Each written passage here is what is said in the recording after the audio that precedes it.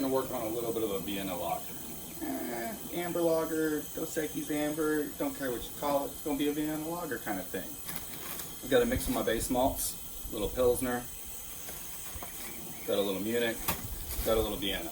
I'm gonna mix all those together, add in a little bit of some Cara Munich and some Carafa just a touch, just give it a little extra color, make sure that we get it to that nice richness.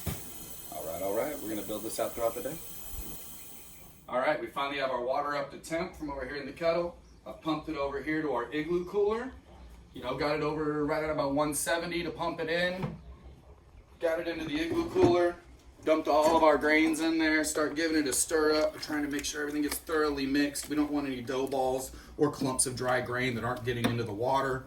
This hot water is now sitting about 154. It's gonna help all those starches that are inside start converting over to sugars. Later, we're gonna turn those sugars into alcohol. Talk to you then. All right, we've hit our 1 hour mash. Time to do just a quick mash out. I've got some almost boiling water here. We're gonna put on top of this mash tun. Let this get a little bit hotter. I'm gonna go ahead and pump it over.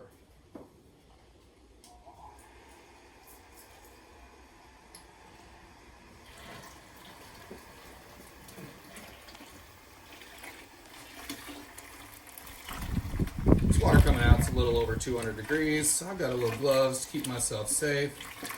All we're doing here is trying to add hotter water to what was 154 degrees. I want it to get as close to 170 as possible. I'm trying to loosen up all these sugars inside and make it easier for me to pull them out later. We're gonna have some good beer. All right, so we finished our mash out. We're ready to go ahead and take a gravity sample before I drain this in and start doing a sparge to make sure I'm at least up where I want to be. Got my trusty little refractometer.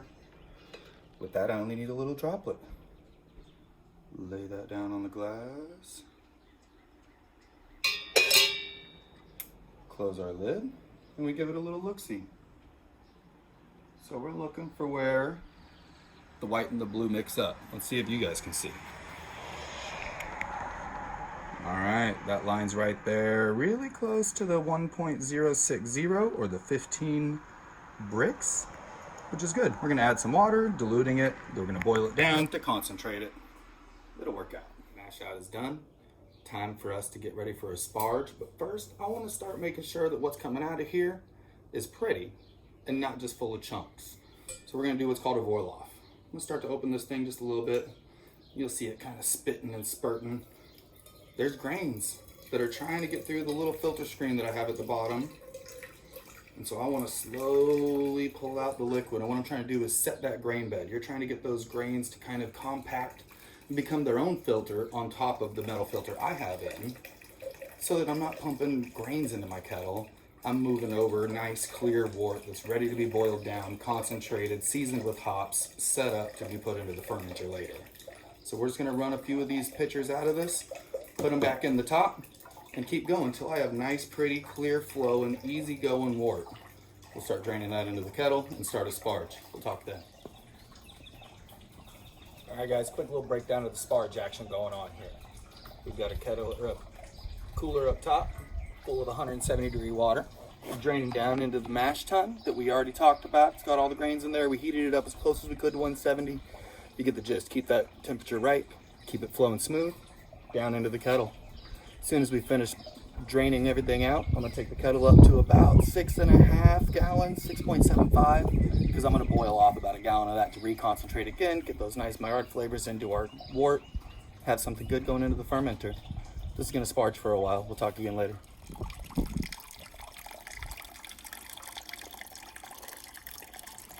I use this little makeshift foil setup to help make sure that I don't just channel through the grains, making a single little pocket where it's pulling things out. I want it to kind of drain out evenly across the whole bed of grains. Get all the sugars. Flow down.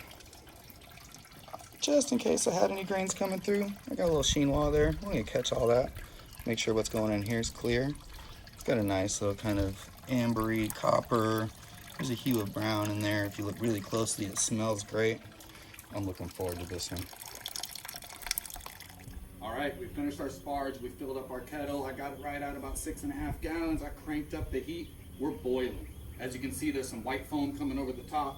I've been keeping the temperature down just a little bit. This is the hot break. This is it kind of foaming up because all those proteins and everything are starting to cook and it's starting to kind of build up. We're letting that settle down because I don't want to boil over. I don't want to mess, basically. In my hand's my hop spider. Now that we're boiling, I can start seasoning or adding my hops. I'm going to drop in a hop spider here. This is just going to keep it to where everything's separated for later so that I'm able to utilize it or pull everything out and not have it stuck in there. My first batch of hops going in at 60 minutes, some German Spalter hops. We're just trying to lay down a nice little subtle bitterness to get this thing up where we need it. All right, we've been boiling. We've got 30 minutes in already. We'll go ahead and add a second addition of hops here. This time I've switched over to a Saphir. It's got a little bit more of kind of an herbaceous, earthy, floral kind of note to it. As the timing of your hops goes in, that determines what you're going to get out of it. The longer you boil, the more bitter you're going to get. So that first addition at 60 minutes, we're talking isomerizing the alpha acids to create bitterness. 30 minutes, I'm still going to get some bitterness out of this, but some of those oils aren't going to fully isomerize, hopefully. That way I get a little bit more sort of flavor character from it. Later on, we'll add a few more, try to get some aroma properties out of that. Be good to go. All right. All right, we're coming down to the final few minutes of the boil. I've got my trusty immersion chiller here. This is a Jaded Hydra. It is 3 layers of copper coiled together. This thing will cool it down in no time. For now, we're just dropping it down into the boiling wort a little bit early so that it can get sanitized strictly by the heat instead of me having to try to use any chemicals. So we'll add that bad boy down in there. Throw our hops back in there. We've got one more hop addition to go, then we'll fire up the chiller. All right, time for our last hop addition. We're at a 5-minute timer before this thing finishes off. These guys here hopefully don't isomerize too much to become bitter. We're gonna get a lot of the flavor from that. It's gonna give a nice kind of German, earthy, floral, hoppy note that you expect out of a nice little lager. While I'm here, I'm gonna pull a little bit of this wort out, set it aside. Let's go back to the brewery. We'll take a gravity sample, see where we're at. All right, we're back over here in the brewery. Got our trusty little refractometer. We got a little sample here. I'm gonna drop that on there. Close the lid again. Whoop, take a peek. So my recipe was done for 1.055. That's what we're shooting for here. Let's see if you guys can take a look. Oh, it's right there. You guys can maybe see that blue line right at 1.055. When this ferments out, we're going to be looking at about a 5 to 5.5% beer, depending on how far the yeast takes it. We'll see where it goes. All right, boil is done. We are ready to wrap this up. Charlie, can you turn off the fire? All the way. All right, now that we've killed the heat, that's shutting down. Brody, give me water. He's gonna kick the water flow. It's gonna come in through this pipe of the immersion chiller, start flowing through the coils, come out this other side. I'm gonna collect some water here. I already cleaned our mash tun. Now it's just gonna sit here and collect some water through it. There it goes. Because this is nice hot water, and I'm gonna use this for more of my cleaning water later so that I don't have to waste anything. But once we get this Hydra going, you gotta see this. It looks nice. So boiling was at 210, we're at 200 now. I give this guy a little bounce. Look at that needle go down. We are gonna cool fast. See y'all when we go to the fermenter. All right, we finished cooling down this wort. Being that I live in Texas, we're only gonna get it down to about what groundwater temperature is. I stopped it at 80. It's close enough for me. We're making a lager here, so I gotta go way lower than that water's ever gonna get it. I'm gonna roll this bad boy right over here to my fermenter and just open her up. I'm gonna drain this nice clean wort down in.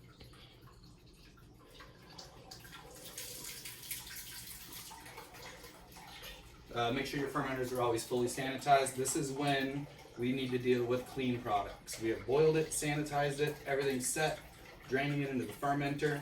From there, I'm gonna load it over here into my chest freezer, let that bad boy bring it all the way down to about 50 degrees before I pitch the yeast in. So once we hit 50, we'll check back in. We'll grab our yeast starter. We'll talk about that for a second. Go into this, then it does its work. All I can do is make the wort. The yeast has to make me some beer. All right, that wort's still draining into the fermenter, but we're at that final point that it's going in, and this is the last chance I get to do anything. I need to make sure that gravity's where we were at it.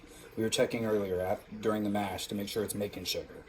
We checked it as it went into the boil to make sure we're kind of where we want to be. Now, this is it. This is our final step.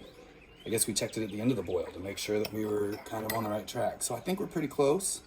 If anything, I'm actually thinking it might be stronger than I want, but who's complaining? Ooh, it's still right where we had it. Let's see if you can see that. You're looking for that 1055. I know it's a little blurry and wonky, but there it is. Boom, nailed it. All right, we finally got our wort down to temp. I took it all the way down to 48 degrees. That way it was nice and cold. I'm gonna have it fermenting at about 55. I'm gonna let that natural kind of thermal energy that gets created by the yeast go into work, bring it back up to where I want it to be. I mentioned earlier a yeast starter. We're talking a small amount of a low gravity wort, like if this is a 1.040, that I could dump the yeast into, let it get started, let it wake up, come to life, and even start growing. You know, as it eats the sugars, it kind of multiplies and duplicates, and now I've got a little more yeast going into my lager, let it really get to work and make me a great beer. Thanks for brewing with me today, guys. We'll see you next time.